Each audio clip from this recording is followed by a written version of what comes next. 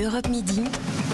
Romain Desarbres. Les pénuries de carburant, pénurie d'essence, pas de retour à la normale avant plusieurs jours dans les stations-service en France. Ça commence à devenir compliqué par endroits, notamment dans les Hauts-de-Seine. C'est à cause notamment dans les Hauts-de-France, dans les Hauts-de-France, je disais dans les Hauts-de-Seine. Ceci dit, il y a des situations compliquées en Île-de-France et dans les Hauts-de-Seine, mais je pensais aux Hauts-de-France. C'est à cause notamment de la grève dans les raffineries Total Énergie. On est avec Jean-Marc Rivera. Bonjour Jean-Marc Rivera.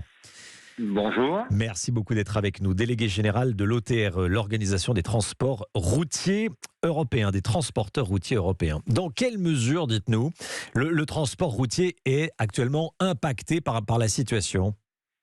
Alors, il y a à l'heure actuelle une situation qui devient critique. Vous comprenez assez facilement que nos véhicules, pour pouvoir circuler, ont besoin d'énergie, ont besoin de carburant. Si on ne peut pas alimenter nos véhicules vont s'arrêter. Et c'est d'ailleurs tout l'enjeu, parce que je crois qu'il est important que chacun qui nous écoute puisse comprendre l'enjeu. C'est pas un caprice des transporteurs de vouloir absolument que nos véhicules circulent, mais chacun doit comprendre que si demain nos ambulances ne sont pas alimentées en carburant, c'est tout le service d'urgence hospitalière qui va être fragilisé. Si demain nos autocars n'ont pas de carburant, c'est le transport scolaire qui sera impacté. Et si demain nos poids lourds n'ont pas de carburant, c'est les rayons de vos supermarchés qui ne seront pas alimentés, c'est des pans entiers d'industrie qui ne pourront pas travailler faute de matières premières. Sans essence, le pays s'arrête. Sans essence, le pays s'arrête. Oui. Donc là, la situation est en train de devenir critique. C'est ce que vous nous dites. Oui, elle est critique pour la simple et bonne raison que nos entreprises, nos véhicules ont des très grandes difficultés pour accéder au carburant. Quel que soit d'ailleurs le réseau de distribution. Il faut savoir que les entreprises ont différents moyens pour accéder au carburant, souvent en fonction d'ailleurs de la taille des entreprises. Donc on a la situation d'entreprises qui détiennent ce qu'on appelle du vrac, des cuves en entreprise. Et là, pour celles-ci, depuis plusieurs jours, voire même plusieurs semaines pour certaines d'entre elles, les délais de livraison de ce carburant en entreprise se sont rallongés. Les quantités livrées sont très faibles. Si globalement vous commandez 10 000 litres, on vous en livre 3 000. Et surtout, le prix d'achat à la cuve est extrêmement élevé. Aujourd'hui, un transporteur qui achète son carburant à la cuve est à peu près à 2 €.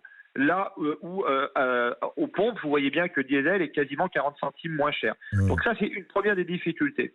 La deuxième des difficultés, c'est ce qu'on appelle le réseau professionnel. Il existe aujourd'hui un réseau professionnel, donc de pompes professionnelles qu'on appelle AS24, qui dépend du réseau Total.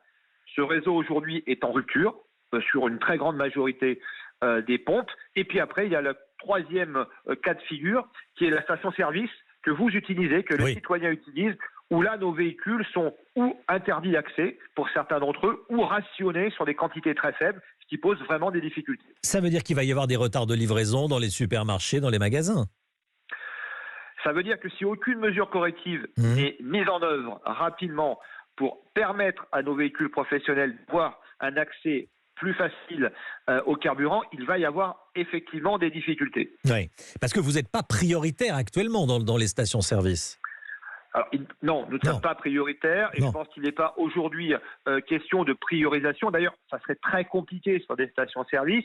Par contre, ce que nous avons très clairement demandé, nous avions une réunion ce matin de crise au ministère des Transports, c'est d'apporter des éléments correctifs. Nous savons que du carburant va arriver à la fois des stocks stratégiques et à la fois des pays voisins, que ce carburant serve à alimenter les stations-service, sur lequel nous demandons à avoir accès, nous aussi, en tant que professionnels. Donc, on cesse le rationnement, qu'on cesse de nous interdire l'accès à ces stations, mais qu'également, ces stocks stratégiques servent en partie à alimenter le réseau professionnel.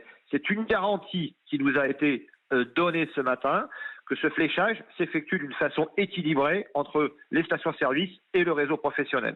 Merci beaucoup Jean-Marc Rivera. Jean-Marc Rivera, délégué général de l'Organisation des transporteurs routiers européens, qui a parlé de situation critique. Merci beaucoup, très bon après-midi à vous et j'ajoute bon courage bien sûr.